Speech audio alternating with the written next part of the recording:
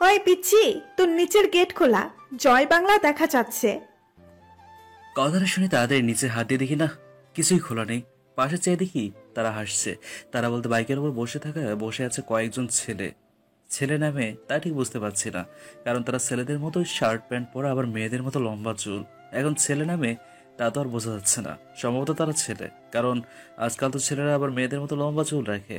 তাই তাই আর দেরি না করে তাদের সামনে গেলাম। এখনো তারা হেসেই চলেছে, তার মানে আমি টিস করো। আজ আমার ভার্সিটির প্রথম দিন। অনেক মেয়ে বন্ধু তো নিশ্চয়ই পাবো। আমি একাই আজ ভার্সিটি আসছি, আর সেজন্য বোধহয় আমার মতো জুনিয়রের সাথে সিনিয়ররা র্যাগিং করছে। এই যে ভাইয়ারা, আমি টিস করেন কেন? চেয়ে দেখি ব্ল্যাক কালারের টি শার্ট পরে একজন আমার দুটো চুম্মা দিছে, যার ফলে আমার নরম তুলতুলে গালটা লাল মরিচ হয়ে গেছে, সাথে 5 আঙ্গুলের ছাপ তো ফ্রি। জি ভাইয়া, আমার মালেন কেন? আবার ভাইয়া? আবারও দুটো চুম্মা দিল। হে যে ভাইয়া, আমার মারছেন কেন? আবারও ভাইয়া ডাকছিস? এ বলে আশেপাশে কি যেন খুঁজতে লাগলো। জি এই, আমাদের দেখে তোর ভাইয়া মনে হয়? ভাইয়া। এই, আবারও ভাইয়া ডাকছিস? এই বলে রাগে ফায়ার হয়ে সোজা এসে আমার গলা টিপে ধরলো। হঠাৎ পাশ থেকে একজন, এই আরহা, স্যার স্যার, কি করছে? ছেলেটা মরে যাবে তো। আর হ্যাঁ মানে, তার মানে এরা মেয়ে? ও আল্লাহ গো, তার জন্য তো আমার এত এত ডোজ দিচ্ছে। মরলে মরুক, ভাইয়া ডাকা। জি ভাই, সরি সরি আপু, আমি মনে করেছিলাম আপনারা ছেলে, তাই তো। এই, আমাদের কোন দিক থেকে ছেলে মনে হয়? জি ভাইয়া, না মানে থুকু আপু, আমি মনে করেছিলাম আপনারা তো ছেলেদের মতোই প্যান্ট শার্ট পরা, আবার মেয়েদের মতো লম্বা চুলও। আজকাল ছেলেরাও তো লম্বা চুল রাখে, তাই ভাবলাম আপনারা ছেলে, তাই তো। তোর নাম কি রে? জি ভা ভা সরি সরি আপু, আমার নাম আসিফ। কোন কলেজ থেকে এসেছিস? এই কলেজ থেকে। শোন, এই ভার্সিটিতে পড়তে হলে আমাদের সম্মান করতে হবে, আর আমাদের নির্দেশে চলতে হবে, আর তা না হলে। আর তা না হলে আজকের মতো আবারও জমা দেবেন, তাই তো? মানে? না মানে কিছু না ভাইয়া। এই বলেই আমি ফ্রুত মানে ভাইয়া বলে দৌড় দিচ্ছি। তবে এবার ইচ্ছে করেই ভাইয়া বলছি। পেছন থেকে আরাহাপু জোরের গলা শুনলাম, জোর গলা, হয়তো আবার 14 গোষ্ঠী উদ্ধার করছে। তাতে কি হয়েছে, আমি তো শুনি নেই। ক্লাসে ঢুকছে আর ভাবছি আজ ভার্সিটির প্রথম দিন বিধায় কত মেয়ে বন্ধু পাবো। ভাগ্যিস এখান থেকে লাইফ পার্টনার করে নিব। ক্লাসের রুমের দরজায় কাছে দাঁড়িয়ে দেখি সবার মুখে একটু বিষণ্ণতা। ভার্সিটির প্রথম দিন বলে কথা, হয়তো সবাই সবার সাথে একটু ততটা মেশে নেই। আমিও একটু মজা করি এই সুযোগে গিয়ে। কি গো সবাই, শুনেছ আমি কি ক্লাসে ঢুকতে পারি?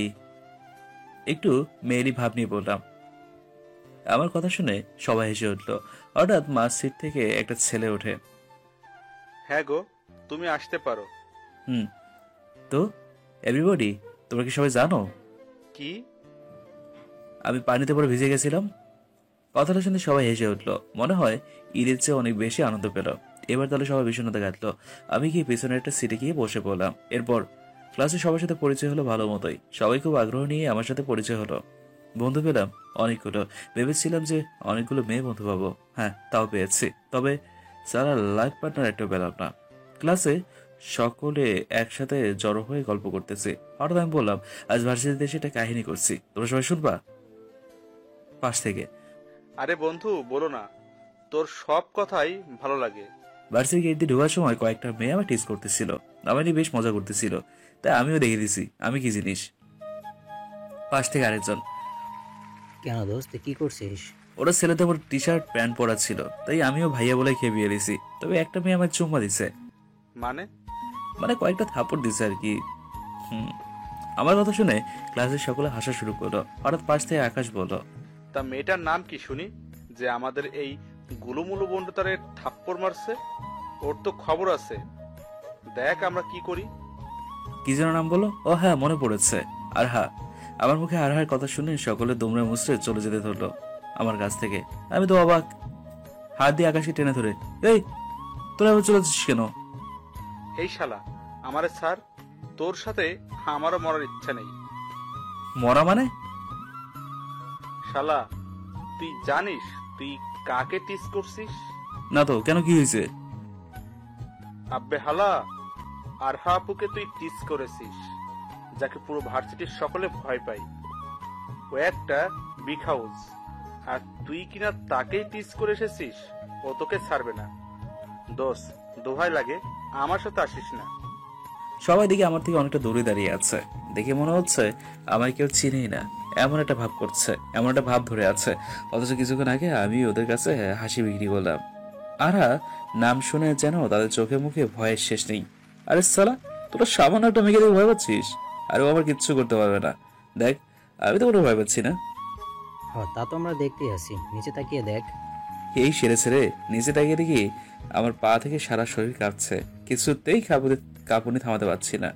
ভয় হাত পা ঠান্ডা হয়ে আসছে। মনে হয় সদ্য পৌষ মাসে টি শার্ট পরে হিমালয় পর্বতে দাঁড়িয়ে আছি। আরে সালা, এটা আমার স্টাইল। সারা শরীর দেখ ঝাঁকাচ্ছি, ডিজে গানের সাথে সারা শরীর নাচাচ্ছি। হ হ, আমরা জানি তোমার স্টাইল না ভয়। আবে, তুই এই গুলশান নীরব ভার্সিটিতে ডিজে গান কই পাইলি? শোন দোষ, একটা ভালো কথা বলি। তুই এক কাজ কর, ভার্সিটি থেকে পালিয়ে বের হয়ে যা, আর কোনোদিন আসিস না, কারণ আরহা আপু কাউকে ক্ষমা করে না। আব্বে হালা, কই কি ভার্সিটি থেকে পালিয়ে যাবো? আরে আমার কলেজে গিয়ে জিজ্ঞাস আমি কি জিনিস। প্রিন্সিপালের টাকলা মাথায় শ্যাম্পুর সাথে মরিচের গোড়া মেশানোর পর্যন্ত রেকর্ড আছে। হ্যাঁ, আর আমি কিন্তু সামান্য পিচ্ছে একটা মেয়েকে ভয়ে পালিয়ে যাবো? হ্যাঁ, কথা আস্তে করে বললাম। আশেপাশে চেয়ে দেখলাম আর আপু আছে কিনা। দেখতে দেখতে সবগুলো ক্লাস শেষ হয়ে গেল। এবার বের হওয়ার পালা। তবে আমার ভয়ে সারা শরীর কাঁপছে। তখন তো ভাইয়া ডাকায় গলা টিপে ধরেছিল, আর শেষে ধরো জোর করে ভাইয়া ডেকে আসছি। না জানি এবার টাঙ্গে তুলে একটা আসারি মারে। আস্তে আস্তে ভার্সিটি থেকে বের হচ্ছি। গেটের আশেপাশে তাকিয়ে দেখি কেউ আছে কিনা। নেই না, মনে হয় তারা চলে গেছে। শান্তির নিঃশ্বাস ফেলে বুকে ফু দিয়ে চলতে লাগলাম। হঠাৎ কিসের সাথে যেন হোঁচট খেয়ে পড়ে গেলাম। উঠে দেখি আরহা আপু আর তার বান্ধবীরা আমার দিকে চোখগুলো আগুনের গোলা করে তাকিয়ে আছে। ভয়ে আমার চলে এসছে। না, ভয় পেলে চলবে না, আমায় কিছুটা করতে হবে। আমার ভয়ে সারা শরীর 0.30 ডিগ্রি সেলসিয়াসে কাটছে। আরহা আপু এসে আমার কলার ধরে তার খুব কাছে নিয়ে গেল, এতটাই কাছে যে তার গোলাপের পাপড়ির মতো ঠোঁটগুলো বারবার চোখে পড়ছে। ঠোঁট জোড়া দেখে ভয় যেন কেটে গিয়ে নেশায় পরিণত হয়ে গেল। বারবার আকর্ষণ করছে আমায় তার ঠোঁট জোড়া। হঠাৎ নেশার ঘরে তার ঠোঁটে এতটা আকর্ষণে আর নিজেকে ধরে রাখতে পারলাম না। তার ওই গোলাপি বর্ণ ঠোঁটগুলো নিজের দখলে নিয়ে নিলাম। আলতো করে চুম্বন দিয়ে দিলাম। আশেপাশে সকল ছাত্রছাত্রীরা বড় বড় করে চেয়ে আছে, চোখ বড় বড় করে চেয়ে আছে। তারা ভাবতেই পারেনি আমি এমনটা করব। আর আমার বান্ধবীরা তো চোখগুলো মার্বেলের মতো করে চেয়ে আছে। তারাও ভাবতে পারেনি আমি এমনটা করে বসবো। আর একটা ঘরের ভিতরে ছিল, চোখ ছানা বড় করে চেয়ে আছে। হঠাৎ আমার জোরে ধাক্কা দিল। আমি তাল সামলাতে না পেরে ছিটকে পড়ে গেলাম মাটিতে। আরহা আগুন ঝরানো চোখে আমার দিকে তাকিয়ে আছে। এ আগুনে যেন আমি পুরো ছাই হয়ে যাব। ওরা দেখলাম আরহা কি যেন খুঁজছে আশেপাশে। একটু দূরে একটা ইটা পড়েছিল, সেটা আরহা হাতে নিয়ে আমার দিকে তেড়ে আসতে লাগলো। ও আল্লাহ গো, আমারে খাইছে। এই বলে ট্রেন্ট বোল্টের বোলিং গতির মতো দৌড়াতে লাগলাম। পিছন থেকে জোর গলায় শুনলাম, তুই গতকাল ভার্সিটিতে আসিস খালি। আমার ভাদ্র মাসের কুত্তা কামড়াইছে না যে আমি গতকাল ভার্সিটি আসবো? আর আমার বাইকে রাস্তার ফুটপাত দিয়ে খিচ্ছা দৌড়। এক দৌড়ে বাসায় এসে রুমে ঢুকে দরজা ভালো করে লক করে বিছানায় কথা মরে দিয়ে শুয়ে পড়েছি। আমার কি আপনার পাগল হয়েছেন যে রাস্তায় হেঁটে আসবো? হ্যাঁ, কমপক্ষে 4 থেকে 5 দিন ভার্সিটি যাওয়া তো দূরের কথা, নামও নেব না মুখে। আজ যে কাজ করে এসছি, আর যদি হাতের কাছে পায় তো সোজা টঙ্গে পাঠায় দেবে। তার চেয়ে ভালো এই গ্রীষ্মের গরমের মধ্যে কাঁথা মুড়ি দিয়ে শুয়ে থাকা। আজ 3 দিন ধরে ভার্সিটি যাই না, আরও 2 দিন যাবো না। দেখি আর কি করতে পারে। আজ 3 দিন ধরে বাসার বাইরে তো দূরে থাক, রুম থেকে ডাইনিং রুম পর্যন্ত দৌড়ে আসি। আমার এমন কাণ্ড দেখে মা তো অবাক হয়ে চেয়ে থাকে। আজ হঠাৎ বিকেলের দিকে মাকে জোরে জোরে কাঁদতে দেখছি। তাই আমি রুমের দরজার পাশে গিয়ে আমাকে জোর করে বললাম, মা তোমার কি হয়েছে? আমার কথা শুনে মা আরো এলোপাতারি কান্না করতে থাকলো আর বলতে থাকলো, ও আল্লাহ গো, আমার ছেলের একই হইল গো। এই গরমের মধ্যে কাঁথা মুড়ি দিয়ে শুয়ে থাকে, রুম থেকে বের হয় না গো। আল্লাহ গো, আমার পোলা পাগল হয়ে গেছে গো। বলতেছে জোরে জোরে চিৎকার করে কাঁদতেছে। হায় আল্লাহ, মা এসব কি বলে? আমি নাকি পাগল হয়ে গেছি। সত্যি কি পাগল হয়ে গেছি? না, হয়নি, তবে হব আর কি। মার কান্নার খবর পেয়ে বাবা অফিস থেকে বাসায় এসে পড়েছে। মাকে কোনো রকম চুপ করি আমার কাছে এসে কারণ জানতে চাইল। আমি এমন করছি কেন? আমি বললাম কিচ্ছু হয়নি, আমি ঠিক আছি। বাবার রুমে দরজা খুলতে বললো। আমি বাবাকে বললাম দরজা খোলা যাবে না, সমস্যা আছে। বাবা আমায় বললো। ভার্সিটি যাচ্ছি না কেন? আমি আস্তে করে বললাম, তোমার এই নিষ্পাপ পোলাটা হারাইতে চাও নাকি? হ্যাঁ? আরো 2 দিন কেটে গেল, বাড়ির বাইরে তো দূরে থাক, ছাদ পর্যন্ত যাইনি। ঠিক করলাম আজ ভার্সিটিতে যাব। আজ ওর একদিন কি আমার 10 দিন। চুলে চেপে চেপে তেল দিয়ে ডান পাশ করে সিথি করেছি, মুখেও তেল দিয়েছি, চোখে মোটা প্রেমের চশমা পরে ভদ্র ছেলের মতো বের হয়েছি রুম থেকে। যদি আরাহাপুর একটু দয়াময় হয় এই নিষ্পাপ চেহারা দেখা। মা আমার এরকম সাজ দেখে আবারও জোরে জোরে কাঁদতে কাঁদতে আমি ও আল্লাহ গো, আমার একটা মাত্র পোলা পাগল হয়ে গেছে গো। আমার কান্না তোয়াক্কা না করে বের হলাম ভার্সিটির উদ্দেশ্যে। রিক্সাওয়ালা মামাকে ভাড়া দেওয়ার সময় দেখলাম উনি কেমন বিরক্তিকর ভাবে আমার দিকে তাকিয়ে আছে। আমি সেটাও তোয়াক্কা না করলাম না। ভার্সিটি গেট দিয়ে ঢোকার আগে উকি মেরে আশেপাশে দেখছি ওই সালে লেডি গুন্ডি আছে কিনা। নেই, না নেই। তো শান্তি একটা নিঃশ্বাস ফেলে এগোতে যাবো, হঠাৎ ঘাড়ে কারো হাতের স্পর্শ হয়ে পেছনে ঘুরে তো আমি অবাক। আরে হিয়া, তুই তুই এখানে? মানে কি এসব? শালা, এতগুলো প্রশ্ন একসাথে করলে উত্তর দেব কিভাবে? শোন, আমি আজ 4 দিন ধরে ইউনিভার্সিটিতে পড়তেছি। বাবাকে অনেক বুঝিয়ে ঢাকায় আসছি পড়তে, বুঝছিস? বলছি ম্যাডাম। তুই এভাবে আবালের মতো করে আসছিস কেন?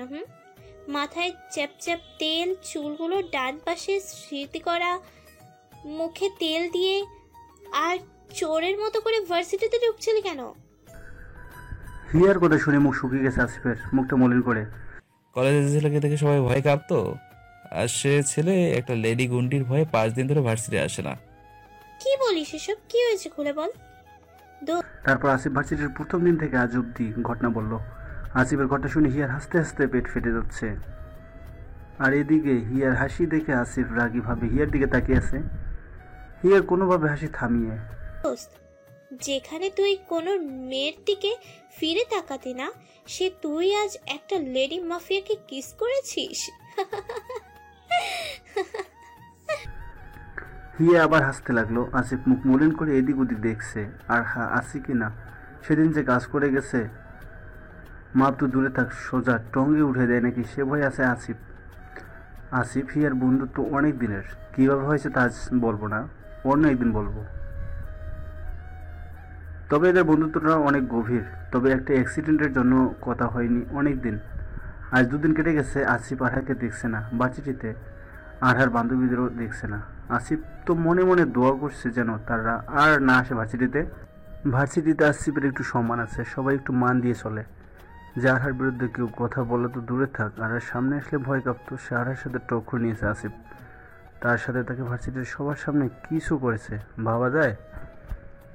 এসব ভাবছে আর মুস্কি হাসছে আসিফ। আজ ভার্সিটি যাওয়া হবে না, বাবা বলেছে।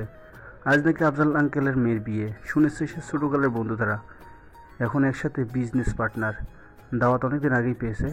বিয়ে বাড়ি যেতে আসিফের একদমই ভালো লাগে না, তবু বাবার চরজরিতে যেতে হচ্ছে। আজ চারপাশে শুধু আটা ময়দার মেলা, সেখানে গিয়ে দেখবেটা কি? আসিফ সেটাই ভেবে পায় না। সব পরিবারের মিলে বিয়েতে আসছে, ঘন্টাখানিক হলো।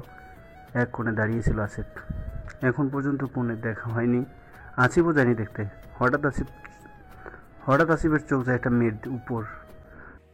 আরে এ তো আরহার বান্ধবী, এখানে কি হচ্ছে? আসিফ আরও অবাক হয় আরহার সাথে থাকা সবগুলো বান্ধবীদের দেখে। আসিফের ভয়ে হাত পা কাঁপতে থাকে। ওরা সবাই এখানে, তো আরহাও নিশ্চয়ই এখানে আছে। আর তা যদি হয়, আর আরহা যদি এসে সবার সামনে কলার ধরে মারতে শুরু করে, তো মান সম্মানের ফালুদা উঠে যাবে। এটা ভেবে আসিফের গলা শুকিয়ে যায়। আসিফ একটু আড়ালে বেরোতে থাকলো, যাতে আরহার বান্ধবীরা না দেখে, আর আরহা যেন না দেখতে পায়। ঘন্টা 2 কেটে গেল, বর আসছে না। সবাই অপেক্ষা করতে লাগলো বর আসার। হঠাৎ শোনা গেল বরকে খুঁজে পাওয়া যাচ্ছে না, বর নাকি বাড়ি থেকে কিডন্যাপ হয়ে গেছে। কথাটা শুনে আসিফ হাসতে লাগলো। পরক্ষণে আসিফ লক্ষ্য করলো আরহার বান্ধবীরা আনন্দে লাফালাফি করছে, যেন তারা বড় কোনো মিশন জয় করেছে। খানিক সময়ের মধ্যে বিয়ে বাড়িটা যেন চেঞ্জ হয়ে গেল, সবার মুখে দুঃখের ছাপ। কিছুক্ষণ আগে যে আনন্দে হুমড়ি ছিল তা যেন আর নেই। এদিকে আফজাল আঙ্কেল হার্ট স্ট্রোক করেছে। বাড়ির সবার দুঃখের ছায়া পড়ে গেল। হঠাৎ কোত্থেকে বাবা দৌড়ে এসছে। বাবা প্লিজ আমার সম্মানটা তুই রক্ষা কর, আমি কথা দিয়ে ফেলেছি তোকে না জিজ্ঞাসা করে। কি বলছো বাবা? কি কথা দিয়ে ফেলেছো? তোর আফজাল আঙ্কেলের মেয়ের সাথে তোর বিয়ে ঠিক করে ফেলেছি। হোয়াট? কি বলছো বাবা? প্লিজ বাবা তুই না করিস না। এই বলে আমার টানতে টানতে নিয়ে চলে গেল। আমি আর কিচ্ছু বলতে পারিনি।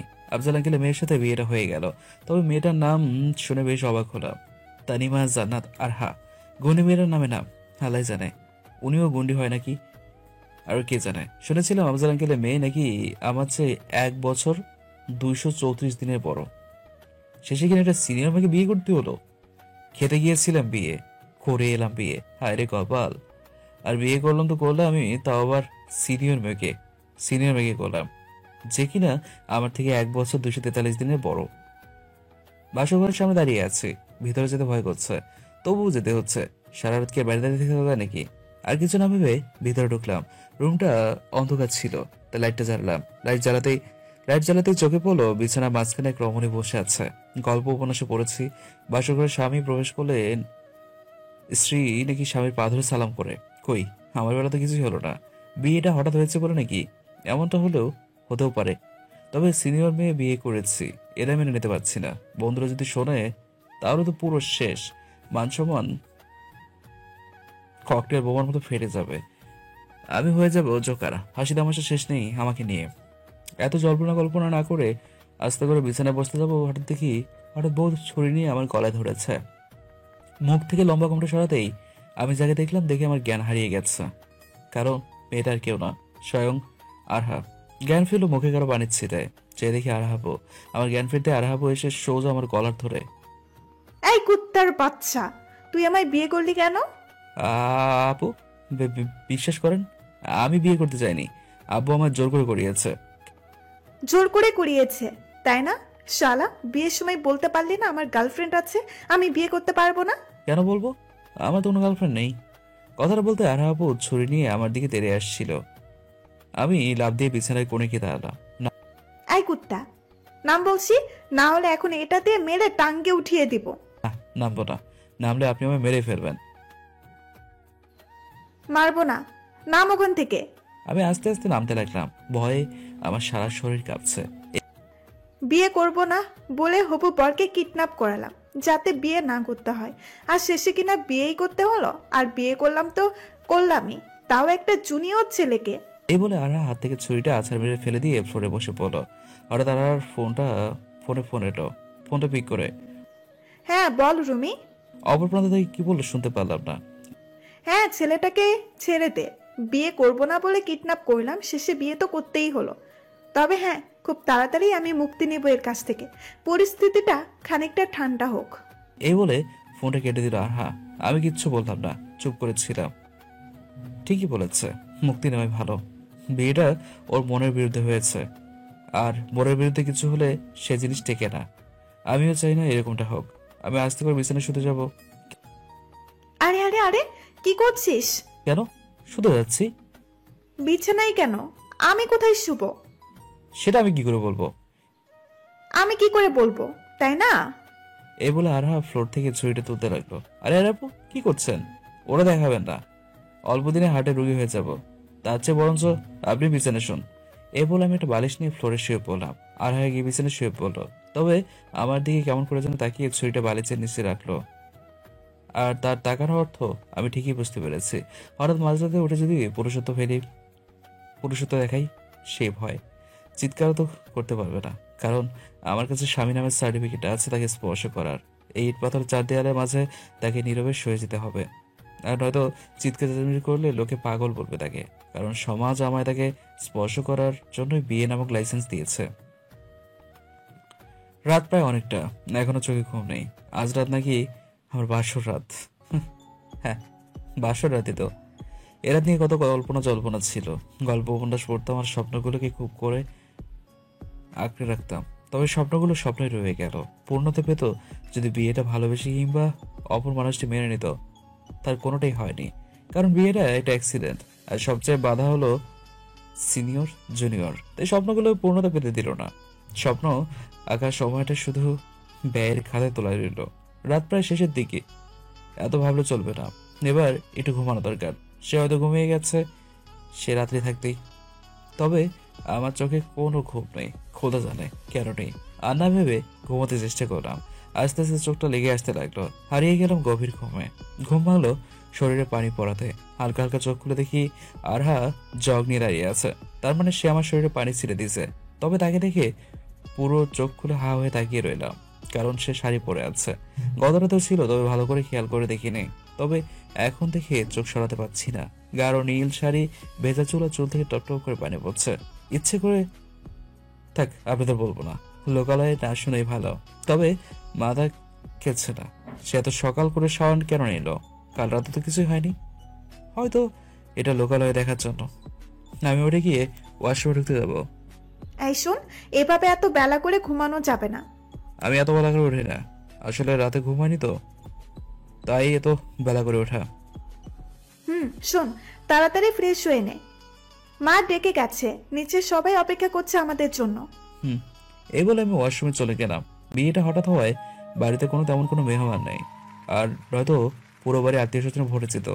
আমি তাড়াতাড়ি ফ্রেশ হয়ে দুজনে নাস্তা করতে চলে গেলাম, কিন্তু আর এরকম ভালো ব্যবহার আমার ঠিক হজম হচ্ছিল না। তাই তাড়াতাড়ি নাস্তা করে উঠে আসতে নিচ্ছিলাম, হঠাৎ বাবা বলল, শোন আসিফ, বিয়েটা তো একটা অ্যাক্সিডেন্ট, তাই আত্মীয় স্বজনদের দাওয়াত দেওয়া হয়নি। তাই আমি চাচ্ছি গতকাল বড় করে একটা অনুষ্ঠান করব, কি বলিস? তুমি যেটা ভালো মনে করো। এই বলে চলে আসলাম রুমে। আজ 6 দিন কেটে গেল। এই 6 দিনে অনেক ধকল গেছে।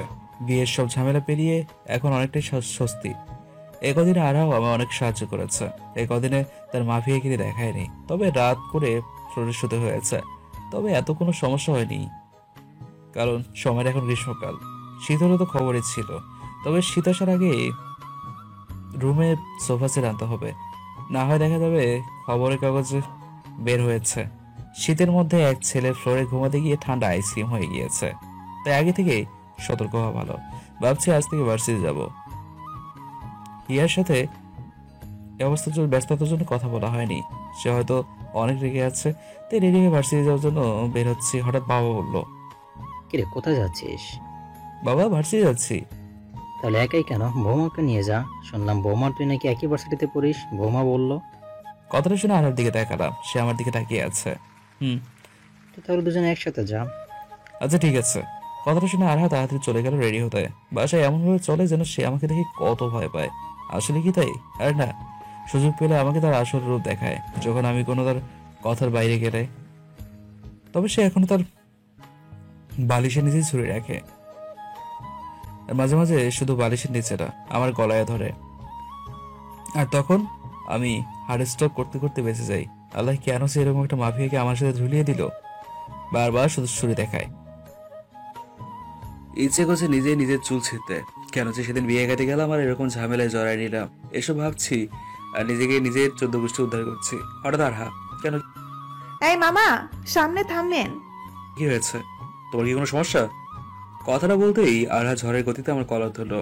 এই তোমার মানে কি বল? আপনি আপনি করে বলবি। আর শোন, আমাদের এই বিয়ের কথা যেন ভার্সিটিতে কেউ না জানতে পারে। আর ভার্সিটিতে থাকার সময় আর কারোর সাথে কোনো কথা বলবি না বা চেষ্টাও করবি না বলার। এই বলে আরহা পুরো নেমে গেল। চেয়ে দেখি সামনে তার বান্ধবীরা দাঁড়িয়ে আছে।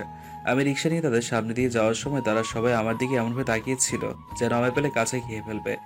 আমি আর কোনো ঝামেলা না করে সোজা ভার্সিটিতে চলে আসলাম। ইস, কতদিন পর ভার্সিটিকে দেখলাম। সালার বিয়ের কারণে তো আসে হলো না। এসব ভাবছি আর হাঁটছি, হঠাৎ কে যেন পেছন থেকে টালা দিল মাথায়। পেছনে চেয়ে দেখি হেয়া। ওই শালা, এতদিন ভার্সিটিতে আসিসনি কেন? কথাটা শুনে মনে পড়ে গেল আরহা আপু বলেছে কেউ যেন জানতে না পারে আমাদের বিয়ের কথা, তাই কাউকে জানতে দেওয়া যাবে না। আরে দোস্ত, এমনি একটু সমস্যার মধ্যে ছিলাম। ও, তাহলে তোর ফোন নাম্বার বন্ধ কেন? কই না তো। শেষে কত নাম্বার তার? 202। ও, ওর ফোন তো হারিয়ে গেছে, নতুন নাম্বার নেই। বল। 306। তারপর হিয়াকে নাম্বার দিয়ে দুজনে ক্লাসে চলে গেলাম। তারপর দুটো ক্লাস করে আমি চলে এলাম বাইরে, আর হিয়া চলে গেল লাইব্রেরিতে। হেঁটে হেঁটে ক্যান্টিনের দিকে যেতে লক্ষ্য করলাম আরহা বাইকের ওপর বসে আছে। হায় হায়, সকালে তো দেখলাম আমার সাথে 3 পিস পরে বের হইলো, আর এখানে এসে প্যান্ট শার্ট। হ্যাঁ, কি আপনি কি চেয়ে দেখি তারা সবাই জমিয়ে আড্ডা দিচ্ছে। হঠাৎ আমার মাথায় দুষ্টু বুদ্ধি এলো, বারবার ছুরি দেখে ভয় দেখানো, তাই না? দাঁড়াও, এবার আমি একটু প্রতিশোধটা নিয়ে নিই।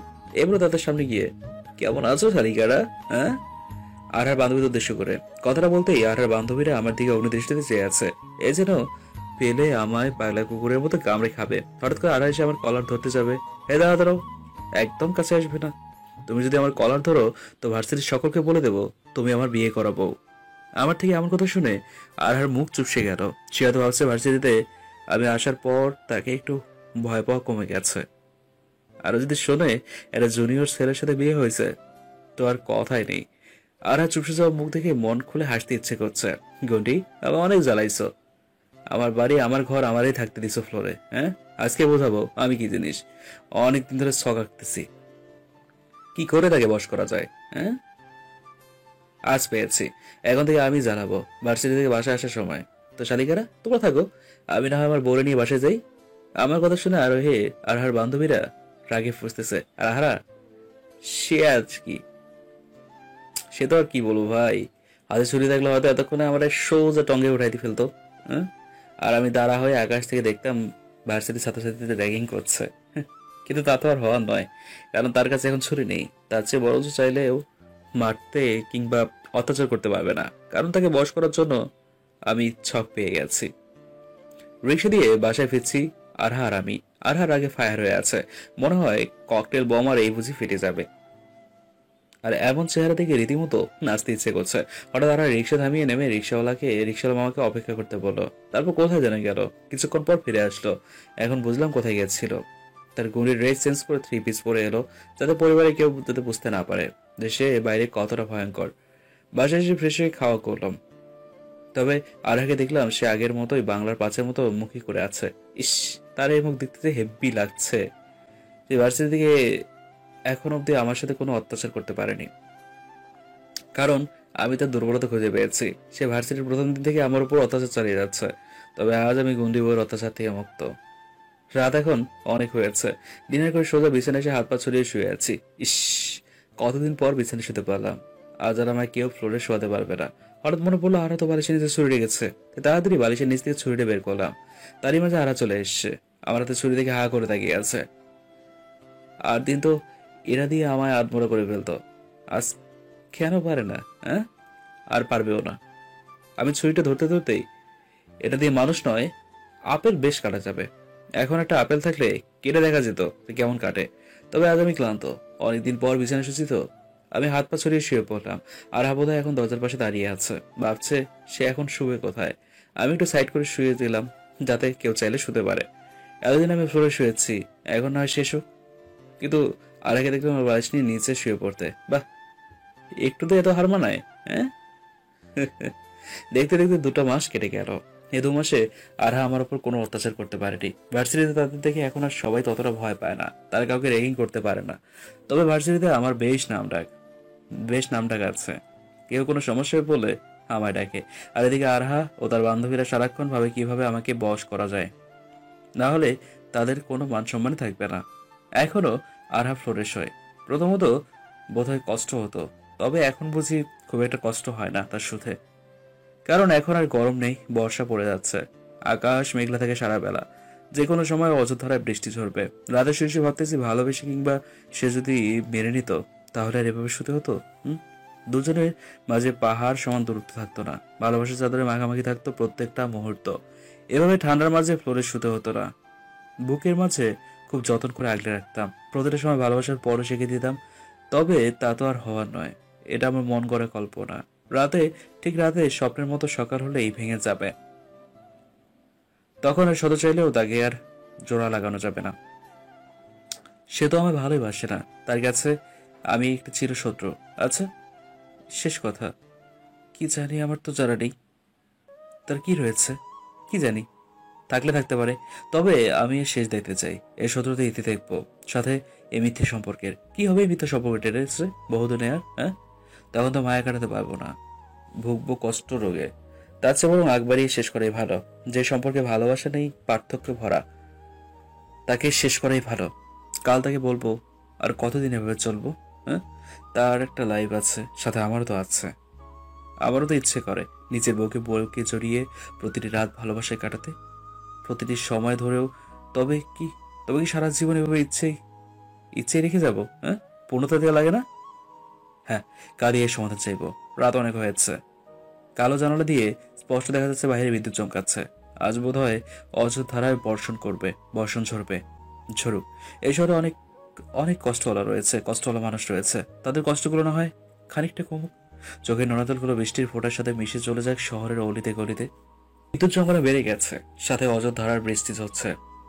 রাতও অনেক হয়েছে, তবুও আমার দু চোখে কোনো ঘুম নেই। হঠাৎ মনে হলো কেউ একজন আমার সামনে দাঁড়িয়ে আছে। পরক্ষণে দেখলাম আমার পাশে এসে শুয়ে পড়লো। বুঝতে পারলাম আরহা।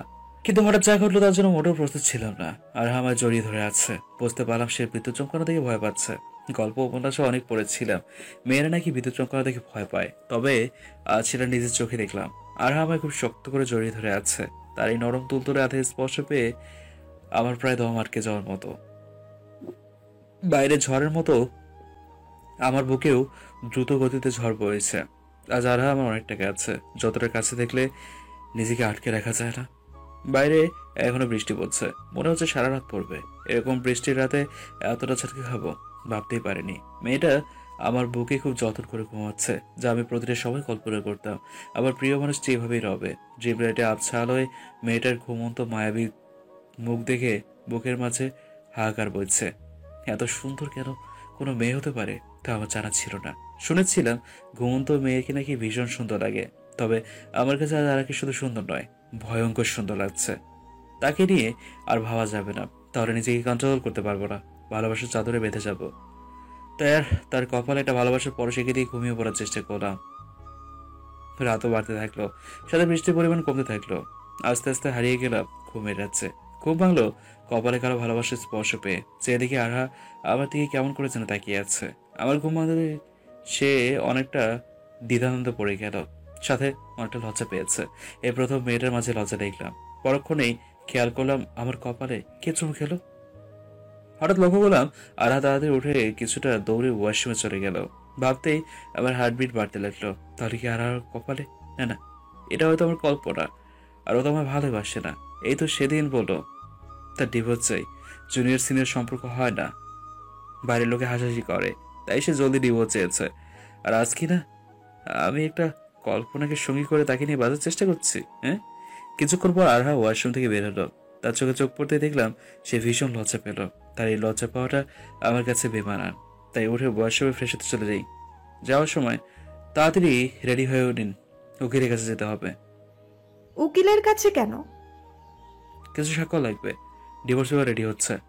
আমার মুখ থেকে ডিভোর্স পেপারের কথা শুনেই আরহার হাসি মুখটা নিমিশেই আধার নেমে এলো, যেন মাঘের আকাশে বর্ষণ। কথাটা বোধহয় সে নিতে পারলো না, ধূপ করে বসে পড়লো বিছানায়। আর আমি চলে এলাম ওয়াশরুমে। কি হবে মিথ্যে সম্পর্ক বহুদূর নিয়ে? হ্যাঁ, ফিরতে হবে যে একরাশ কষ্ট নিয়ে। তুই আগ বাড়িয়ে শেষ করাই ভালো অভিনয়ের রীতি। যে সম্পর্কে পার্থক্য খুঁজে সেখানে ভালোবাসা না শেষ হওয়াটাই বেশি আসে। তাই আমিও চাই না এই সম্পর্ক থাক। সেদিন হুট করে ডিভোর্স চায় সে, তাই আমিও সেদিন উকিলের সাথে কথা বলে আসি। বিয়েটা দুজনেরই কাকতালীয় ভাবে হয়। কেউ প্রস্তুত ছিলাম না। সে বিয়ে ভাঙার জন্য বহু চেষ্টায় সফল হয়েছি। তবে আমি গিয়ে সেখানে জল ঢেলে দেই। সেদিন বাবার মুখের উপর কথা বলতে পারিনি বলেই আজ কষ্ট নিয়ে পুরো শহর ঘুরি। তবে আর না, আজকে হয়েছে। এত কষ্ট নিয়ে আর বেঁচে থাকা যায় না। শেষ হয় ভালো। ওয়াশরুম থেকে বেরোতে দেখি আরহা এখনো বিছানায় বসে আছে। আমি ওয়াশরুম থেকে বেরোতে দেখে কিছু বলতে এসেছিল তার আগে, কি ব্যাপার, আপনি এখন রেডি হননি? আসলে দেখুন আমি না। আজ হঠাৎ তুই দেখে সোজা আপনি, বিষয়টা খুব হাস্যকর লাগছে। দেখুন, আমি বলছি তাড়াতাড়ি রেডি হতে। এখন কোনো কথা শোনার সময় নেই। আমি আবার উকিলের কাছে ফিরে কাজে যাব। কথাটা বলে রেডি হতে লাগলাম। আরহা আমার দিকে করুণ দৃষ্টিতে তাকিয়ে আছে।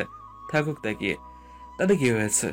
আমি তো না সেই আগে ডিভোর্স চেয়েছে, তাহলে তার কথা শোনার মানেই হয় না। আমি তাড়াতাড়ি রেডি হয়ে এরকম খাম্বার মতো দাঁড়িয়ে না থেকে তাড়াতাড়ি রেডি হয়ে নিচে আসুন, আমি অপেক্ষা করতেছি। এই বলে নিচে চলে এলাম। তার চোখের দিকে তাকিয়ে এখন কথা বলার সাহস আমার হয়নি।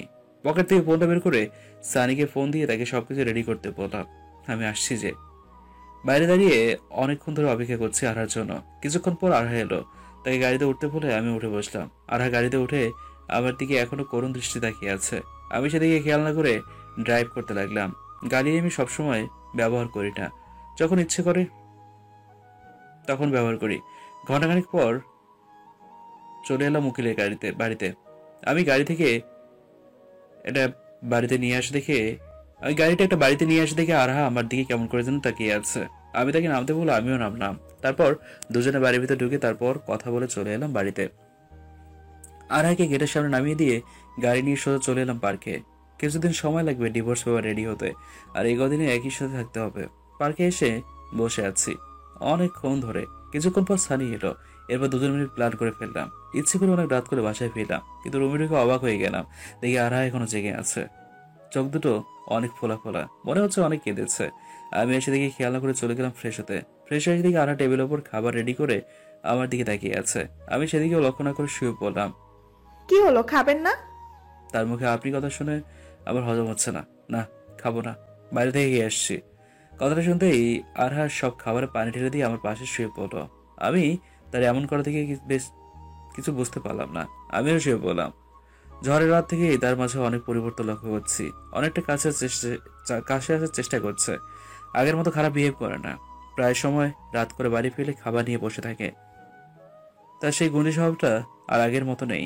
কেন নেই? হ্যাঁ, এর উত্তর আমার জানা নেই। আচ্ছা, সে কি আমি ভালোবাসে? না, কেন ভালোবাসে? সে তো আমার সহ্য করতে পারে না।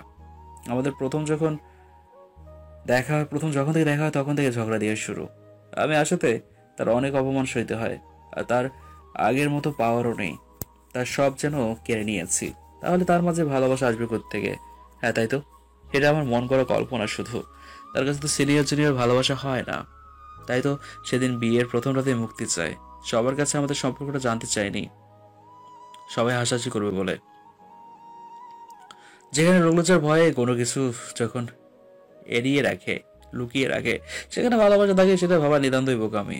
আমিও সেটা ভেবে বোকার বসে পড়ছি। রাতটা প্রায় অনেক। কাল সকালে খুব তাড়াতাড়ি উঠতে হবে। আর দিকে ফিরে দেখি মেয়েটা ঘুমাচ্ছে। কি নিষ্পাপ চেহারা! ঘুমোতে মেয়েটাকে অপরূপ লাগছে। গল্পে পড়েছিলাম মেয়েদের ঘুমোতে চেহারা নাকি খুব মায়াবী লাগে। আজ তার প্রমাণ পেলাম। ড্রিম লাইটের আলোয় মেয়েটাকে অসম্ভব সুন্দর লাগছে। কি নিষ্পাপ মায়াবী একটা মুখ! যে ছেলেটাকে হয়তো সে ভালোই বাসে না, অথচ তার পাশে কি নিশ্চিন্তেই ঘুমাচ্ছে। যখন তখন চাইলে কিছু করতে পারি, অন্য কেউ হলে করতো, কিন্তু আমি করব না, কারণ আমি চাই সে ভালোবেসে আমার হোক। বিয়ে করা মানে যদি শারীরিক চাহিদা হয়, তাহলে বিয়ে করার দরকার নেই। শহরে অনেক পতিতালয় আছে। শুধু শুধু একটা মেয়ের জীবন নষ্ট করার কি দরকার? রাত প্রায় শেষের দিক, তবুও চোখে ঘুম নেই। এখন ঘুমালে সকালে তাড়াতাড়ি উঠতে পারবো না, কিন্তু আমার যে তাড়াতাড়ি উঠতে হবে, অনেক কাজ বাকি। তাই আর ঘুমালাম না। জেগে জেগে মন করা স্বপ্ন আঁকতে লাগলাম। অথচ স্বপ্ন বেচারা আমার পূর্ণই হতে চায় না, অনেকটা দূরে দূরে রয়। রাত এখন শেষ। চারপাশ থেকে আজানের ধ্বনি কানে ভেসে আসছে। আর শুয়ে থাকতে পারলাম না, উঠে পড়লাম। সকাল প্রায় 8টা। আমার ঘুম ভেঙে গেল। ঘড়ির দিকে তাকাতেই চোখ ছানা বড়া হয়ে গেল। এত বেলা হয়ে গেছে, অথচ এখন ঘুম ভাঙলো। আর কেউ ডাক দিল না। এটা দেখে আমি খুব অবাক হলাম। তাই তাড়াহুড়া করে উঠতে গিয়ে হঠাৎ টেবিলের উপরে চোখ পড়ল, কিছু পেপারস রাখা। আমি পেপারসগুলো হাতে নিয়ে খুলে চমকে গেলাম। উপরে খুব ভালো করে লেখা, আশা করি সইটা দেবেন। আমার হাত থেকে পেপারসটা পড়ে গেল। চোখ দিয়ে অনবরত চোল গড়িয়ে পড়ছে, কারণ পেপারটা আর কিছুর নয়, ডিভোর্স পেপারের। আমি চাইনি আমাদের ডিভোর্স হোক, কিন্তু মুখ ফুটে বলতে পারিনি। আমি আসিফকে ভালোবেসে ফেলেছি, এটা তাকে বোঝাতে চাইছিলাম, কিন্তু আসিফ তো কিছুতেই বুঝতে পারছিল না। তার জন্য বসে থেকে খাবার নিয়ে অপেক্ষা করা, শাড়ি পরে তার সামনে দিয়ে বারবার ঘুরঘুর করা, অথচ সে কিনা আমার ভালোবাসাটা বুঝতে পারলো না। হ্যাঁ, আমি প্রথমে বলেছিলাম মুক্তি চাই, কারণ তখন তাকে ভালো লাগেনি। তখন তাকে খুব খারাপ মনে হতো তার জন্যই সব শেষ। কিন্তু এখন তো তাকে ভালোবেসে ফেলেছি। আকার অঙ্গিতে বুঝিয়ে দিয়েছি তাকে কেন আজ এটা। তাহলে কি আসিফ আমাকে ভালোবাসে না? হতে পারে, তবে আমি কেন এখানে পড়ে রয়েছি? ও তো আমায় মুক্তি দিয়েই দিল। এই বলে আরহাও কলম হাতে নিয়ে ডিভোর্স পেপারস খুলে দেখলো আসিফ সাইন করে দিচ্ছে। এটা দেখে আরহাও সাইন করে দিয়ে কলমটা ছুঁড়ে ফেলে রাগে কাপড় চুপড় গুছিয়ে ফেললো। কিন্তু নিচে আসতেই দেখলো ডাইনিং রুমে সকলেই মনমরা হয়ে বসে রয়েছে। সেখানে তার বাবা রয়েছে। আরহাকে নিচে আসতে থেকে সবাই কান্নায় ভেঙে পড়লো। তার মানে আরহা বুঝে ফেললো আসিফ সবাইকে বলে দিচ্ছে তাদের ডিভোর্সের কথা। আরহা ব্যাগটা ফেলে জোরে জোরে কাঁদতে লাগলো। হঠাৎ তার বাবা এসে ব্যাগটা হাতে তুলে তার হাত টানতে টানতে বাসা থেকে বের হয়ে গেল। আরহা কিছু বলতে গিয়ে বলতে পারলো না। তার বাবা তাকে গাড়িতে করে নিয়ে চলে এলো। আরহা নিজ বাড়িতে আসতেই গাড়ি থেকে নেমে দৌড়ে কাঁদতে কাঁদতে নিজ রুমে চলে গেল। দরজা লাগিয়ে বিছানায় শুয়ে শুয়ে কাঁদতে লাগলো। রাত প্রায় 11টা। এখনও বিছানায় শুয়ে শুয়ে কেঁদেই চলেছে। তার মা বাবা সে কোথাও দেখে গেল, কিন্তু কোনো কথা নেই, সে কেঁদেই চলেছে। সে কাল থেকে না খাওয়া। রাতে আসিফের উপর রাগ করে খাওয়া হয়নি।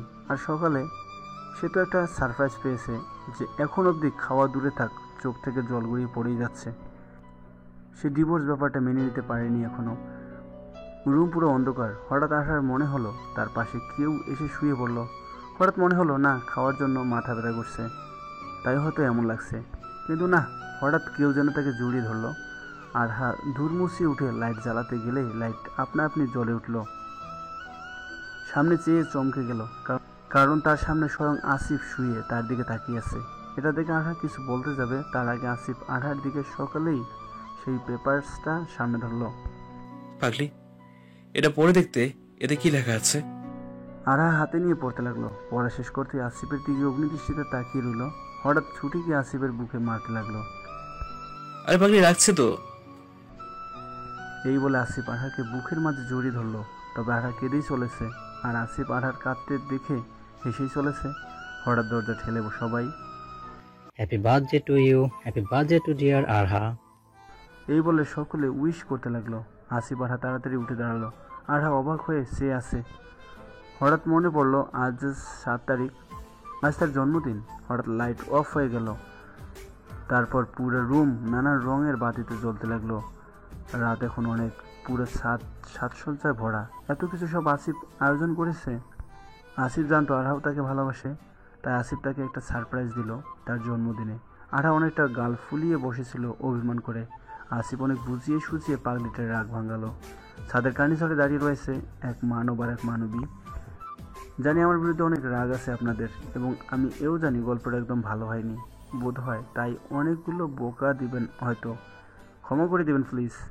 আমি এখন অনেক পিচ্ছি, আর আমাকে বোকা না দিয়ে যদি বোঝান, আশা করি আপনাদের অনুপ্রেরণা পেয়ে আরও ভালো করে দেওয়ার চেষ্টা করবো ইনশাল্লাহ।